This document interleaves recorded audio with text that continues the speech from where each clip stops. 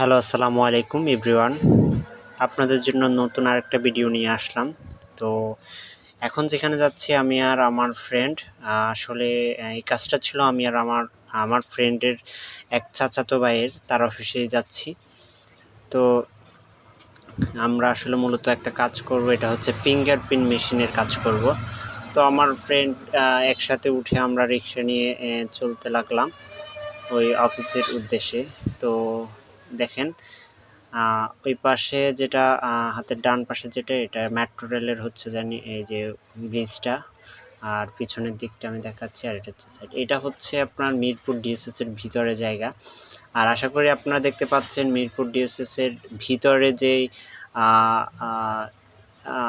রিক্সা চালায় তারা আসলে দেখেন তাদের একটা ড্রেস আছে, তাদের একটা নাম্বার আছে। অবশ্যই সবার গায়ে এটা কোনো একটা নাম্বার লেখা আছে।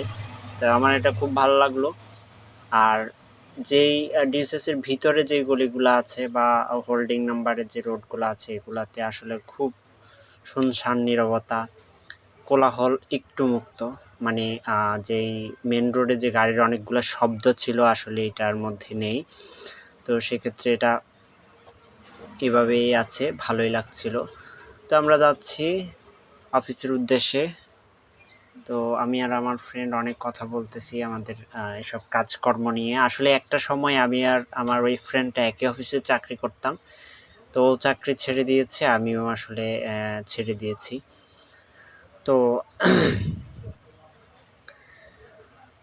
রিক্সাওয়ালা ভাইটার জন্য অনেকে লাগতেছে যে আসলে ভাইটা আমাদেরকে নিয়ে যাচ্ছে, কিন্তু এই যে একটা গলিতে ঢুকলো, মানে খারাপ লাগতেছে বিষয়টা এমন না যে আসলে ওরা একটা